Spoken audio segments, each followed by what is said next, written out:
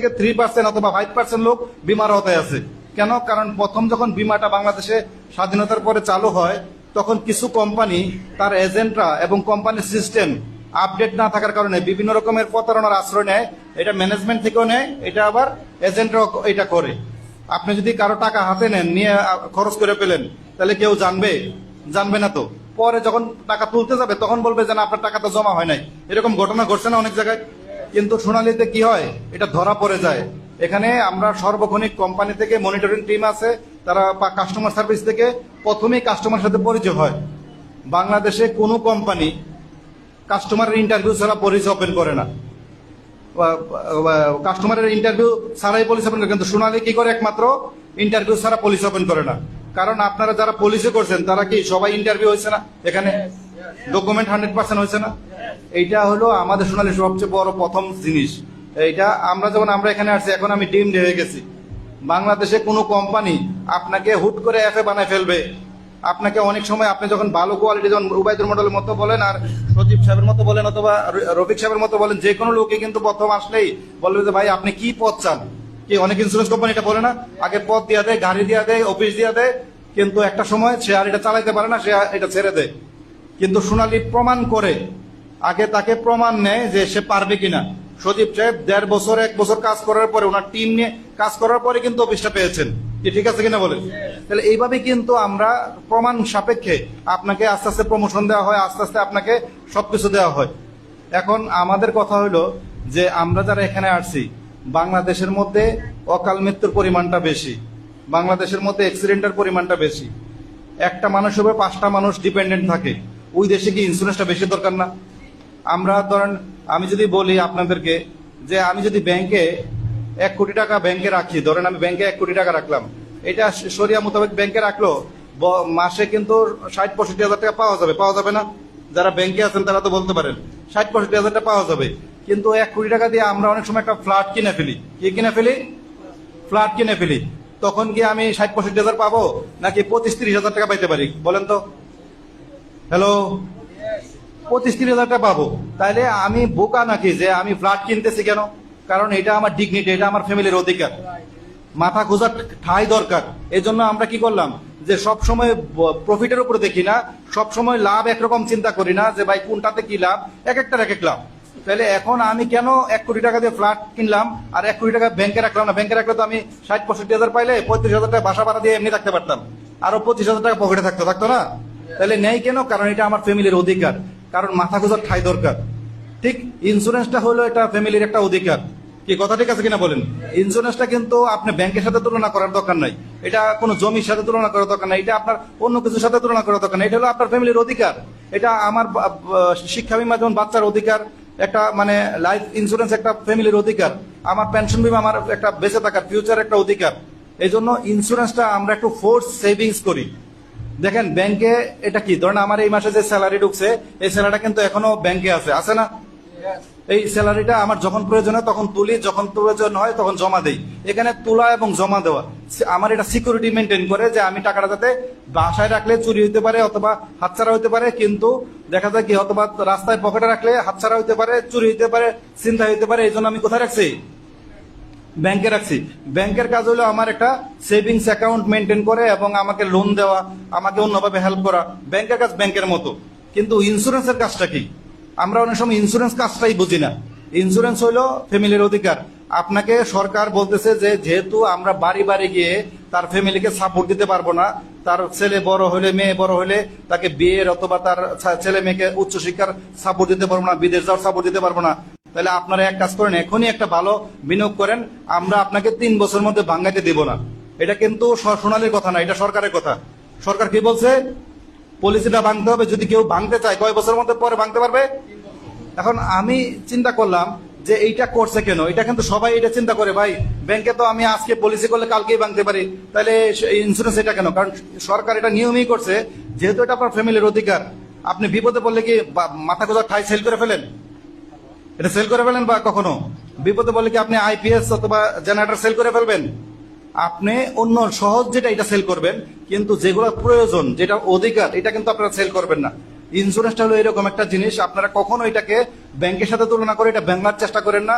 আমি যেমন যখন আমি সোনালীর আগে আমি বিভিন্ন সময় ব্যাংকে ডিপিএস করতাম, যখনই 3 মাস 6 মাস যাইতো কোন একটা প্রয়োজন হলে আমি এটা ব্যাংকে ফেলতাম, কারণ এটা ভাঙা সহজ, কি ঠিক আছে কিনা, কোনো প্রয়োজন হলে ভাঙতাম।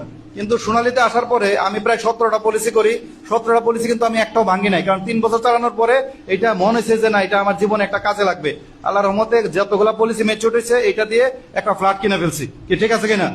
তাহলে এখন দেখা যায় কি দেখেন, মানে আমার কথা হলো কি আমি ছোট করে শখ করে করে কিন্তু জমাইছিলাম সোনালীর কারণেই, অন্য কোথাও থাকলে আমি জমাইতে পারতাম না, এখানে জমিয়েছি এবং আমি কিনে ফেলেছি একটা ফ্ল্যাট। তাহলে এখন সবচেয়ে বড় জিনিস হলো একটা কথাই, যে আমরা আসলে সোনালীতে কি জন্য আসছি, হয়তোবা কেউ কাস্টমার হব, কেউ আমরা এজেন্ট হয়ে আমরা ধরেন আমার এখানে আমি জানি যে ওনারা এক একজনের বাড়ি এক এক জায়গায়। এই সজীব সাহেবের কথাই বলি, উনার দেখায় টিম আছে মুন্সিগঞ্জে, ওনার টিম আছে এখন যশোর চলে গেছে, দেশের বাইরে চলে গেছে। মন্ডল সাহেবের বাড়ি ফরিদপুর, থাকে ঢাকাতে, আমার বাড়ি ব্রাহ্মণবাড়িয়াতে, থাকি ঢাকাতে। তাহলে দেখা যায় কি আমার এলাকা ব্রাহ্মণবাড়িয়াতে 40,000 ফ্যামিলি পলিসি করছে। কত হাজার ফ্যামিলি? 40 থেকে 45,000 ফ্যামিলি পলিসি করছে গত 8 বছরে। আল্লাহর মানে অশেষ রহমতে 5,000 লোকের ম্যাচিউরিটি হয়ে গেছে, সবাই এক টাইমে টাকা পাইছে সব। তারপর প্রায় 15-20,000 লোকের পার্ট ম্যাচিউরিটি হয়েছে, সবাই টাকা পাইছে। এবং ডেথ ক্লেম হচ্ছে না হলো প্রায় 100 থেকে 120টা অথবা 50টা, সবাই রাইট টাইমে টাকা পাইছে। এতে প্রায় 400-500 ছেলে মেয়ে যারা এখানে হ্যান্ডসাম ইনকাম করতেছে, তারা কিন্তু কোনো সমস্যা হয় নাই। তাহলে আপনি চিন্তা করে দেখেন যে কাজটা কি ভালো হলো না খারাপ হলো? অবশ্যই ভালো হয়েছে। আমি প্রথম এটা আমাকে অনেকে বাধা দিছে, কিন্তু আমি এটা করছি। এবং এখন কিন্তু ব্রাহ্মণবাড়িয়াতে আমি 3 মাসে একবারও যাইতে হয় না। কেন? কারণ ওইখানে আপনার ওই সজীব সাহেবের মতো লিডার তৈরি হয়ে গেছে, উবাইদুল মল্লিক সাহেবের মতো লিডার তৈরি হয়েছে। কিন্তু এমনও সময় গেছে বিভিন্ন এলাকায় সকালে একবার গেছি, রাত্রে একবার গেছি, এরপরের দিন একবার গেছি, এভাবে গেছি, কিন্তু এখন আর যাইতে হয় না। কেন? কারণ আমরা দায়িত্ব নিয়ে নিয়েছি। তাহলে এই যে মতলবে যে আপনারা অফিসটা করছেন, আপনাদের কারণে অফিসটা হইল, আপনাদের এই অফিসটাকে কে দেখে রাখবে? আপনারা দেখে রাখবেন না? আপনাদেরকে মতলবে যদি ভালো কিছু হয় সোনালীর মাধ্যমে, যেমন আমাদের একটা কথা বলি, আমাদের কিছুদিন আগে একটা ঘটনা করছে বাংলাদেশের মধ্যে 5-6টা ইসলামী ব্যাংক, যেহেতু আমাদের শরিয়া মোতাবেক কোম্পানি, এটা ব্যাংকগুলোতে কি রাখে? টাকা রাখে না? হ্যালো, ব্যাংকে কিন্তু মানে যেহেতু আমাদের টাকা, কিন্তু আমরা ইচ্ছা করলে এই পদ্মা সেতু করতে পারি না, ইচ্ছা করলে গিয়ে আমরা বিভিন্ন হাসপাতাল করতে পারি না। আমাদের যত টাকা বিনিয়োগ করতে হয় সরকারের নিয়ম অনুযায়ী বিনিয়োগ করতে হয়। সরকার বলছে আপনি যদি টাকা দেন, টাকা বিনিয়োগ করেন পদ্মা সেতুতে, তাহলে কোনো একটা ব্যাংকের মাধ্যমে বিনিয়োগ করতে হবে। তাহলে ব্যাংকের সাথে আমাদের একটা বড় চুক্তি হয়, লম্বা চুক্তি হয়, ঠিক আছে কিনা বলেন? এজন্য আমরা সব সময় ব্যাংকের মধ্যে প্রায় 70% টাকা ইনভেস্টমেন্ট করি, যেটা আম জনতার মতো, আমাদের মতো টাকা বিনিয়োগ না। এটা হলো কর্পোরেট একটা চুক্তি হয়, কি ঠিক আছে কিনা? এটাতে প্রফিট মার্জিনও ভালো হয়, এটা লম্বা সময়ের জন্য এটা বিনিয়োগ করে। এখন ইসলামী ব্যাংকগুলোতেও কিন্তু আমরা টাকা রাখছি। কত টাকা? প্রায় 120 কোটি টাকার উপরে ব্যাংকে রাখা হয়েছে। যে কোনো কারণে ব্যাংকগুলো একটু বিপদে পড়ে গেছে, এখনো কি হুট করে টাকা দিতে পারে? মানে অনেকগুলো ব্যাংক আছে না বিপদে পড়ে গেছে। এখন সোনালীর এদের ম্যাচিউর ডেট ছিল গত অক্টোবর-নভেম্বর মাসে। কোন মাসে ছিল? অক্টোবর-নভেম্বর মাসে। কিন্তু ব্যাংকগুলো আমাদের 120 কোটি থেকে 145 কোটি টাকা দিতে পারে নাই। এতে আমাদের অনেক ম্যাচিউরিটির টাকা এটা দিয়ে পেমেন্ট করার কথা ছিল। কি করার কথা ছিল? এটা কি একটা জাতীয় সমস্যা না? কিন্তু বাংলাদেশে কোনো কোম্পানি যদি এই জায়গায় থাকতো, তারা কিন্তু ইজিলি সবগুলো অফিসের মধ্যে চিঠি ইস্যু করতো যে ভাই, যেহেতু আমাদের এইটা পেমেন্টটা পাচ্ছি না, এই জন্য আগামী 3 মাস আমরা টাকা দেওয়া বন্ধ থাকবে, কাস্টমারকে ধৈর্য ধরে অপেক্ষা করতে বলেন। আমরা কি এরকম কোনো কথা বলছি? আমাদের হয়তো দেখা যায় কি এখন 1 মাস অনেক সময় লেট হয়। কারণ কি আমাদের যেহেতু প্রতিনিয়ত প্রতিদিন 2 কোটি 5 কোটি টাকা ম্যাচুরিটি আসতেছে, আমরা পেমেন্ট করতেছি। এবং যেহেতু এই যে 5টা ইসলামী ব্যাংক আমাদেরকে টাকা দিতে পারে নাই, আমরা কিন্তু বসে নাই। আমরা কিন্তু ইচ্ছা করলে যে এফডিআর গুলা অথবা বিভিন্ন রকম বিনিয়োগ গুলা ভাঙতে পারি। এখন ভাঙলে কি হবে জানেন তো? কাস্টমারের প্রফিট কমে যাবে। কি বুঝাইতে পারছি কিনা বলেন? কারণ আমরা যদি 27 সালে যে ম্যাচিউর হবে, এগুলো ইচ্ছা করলে ভাঙতে পারি না। আমরা ভাঙি না কেন? কারণ এখন 10 বছর ধরে জমা হইতেছে, এখন যদি ভেঙে ফেলি তাহলে কি হবে? প্রফিটটা লসের দিকে যাবে। এই জন্য ইচ্ছা করলে আমরা ভাঙতে পারি না, কারণ আমাদের একটা প্ল্যানিং করে কাজটা করতে হয়।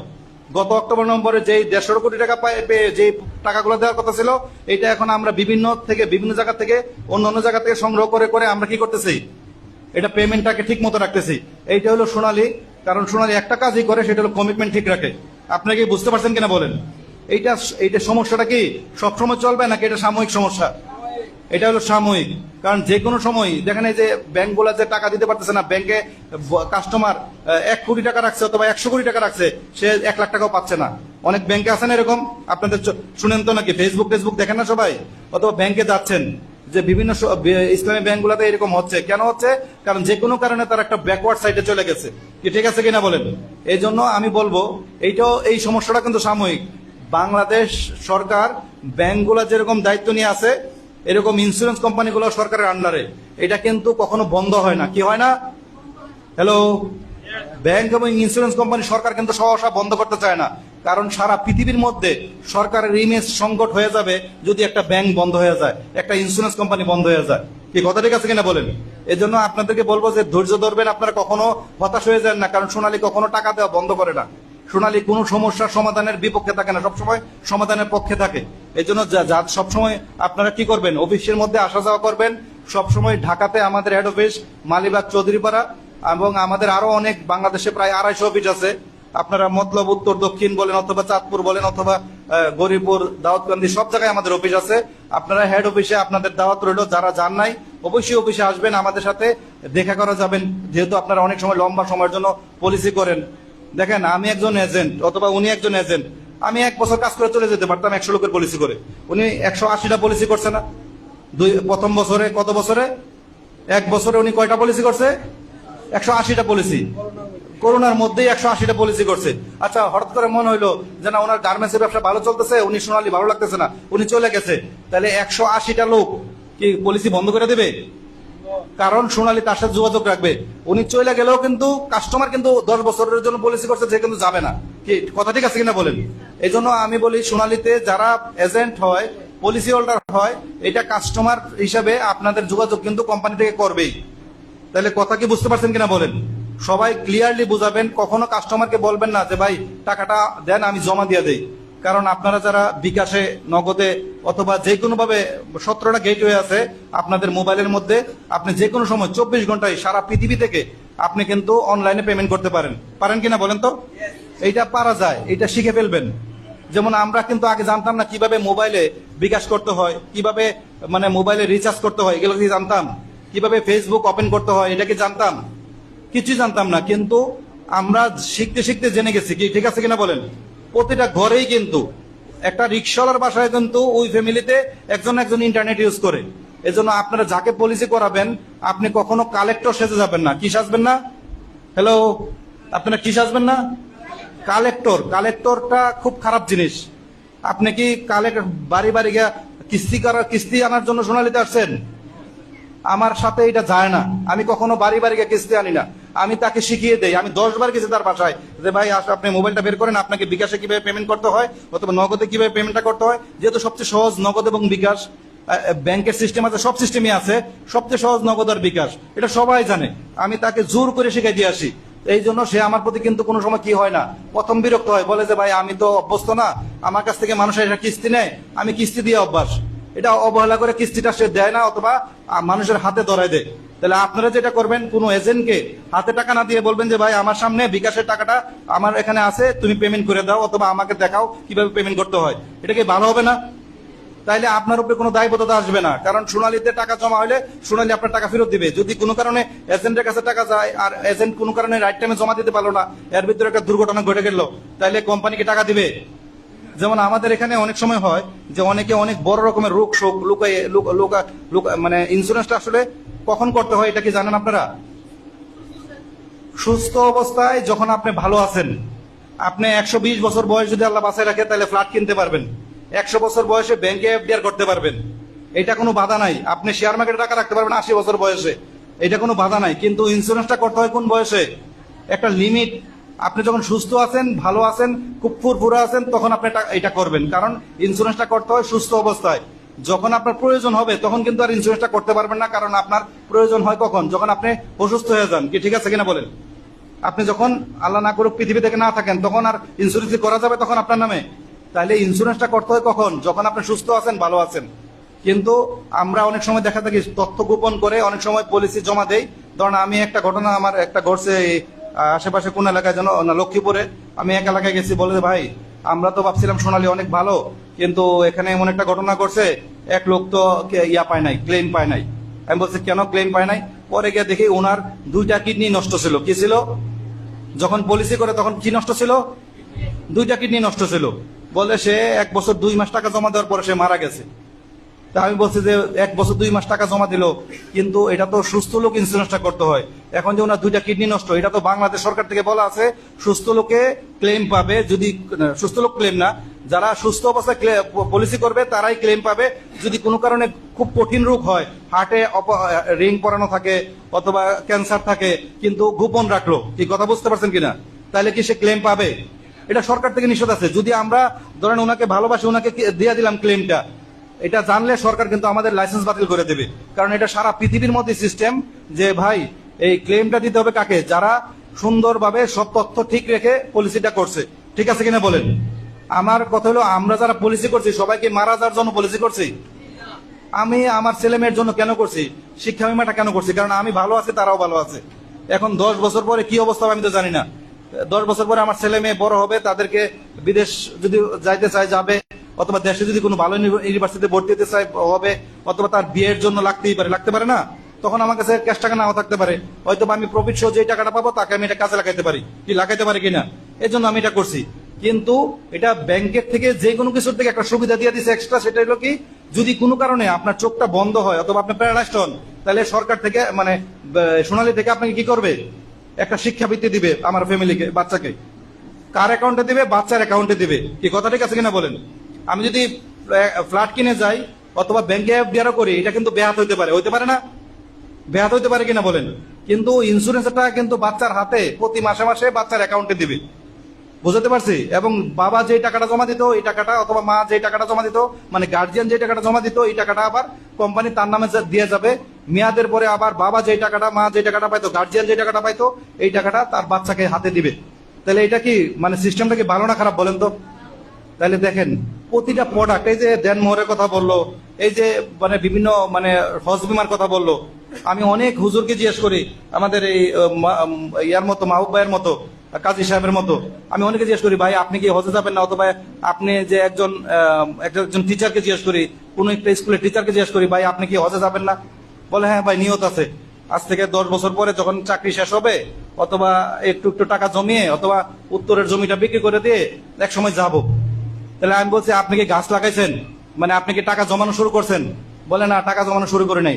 আমি বলছি আগে গাছ লাগান, আল্লাহ কবুল করবে তাড়াতাড়ি। কি ঠিক আছে কিনা বলেন তো?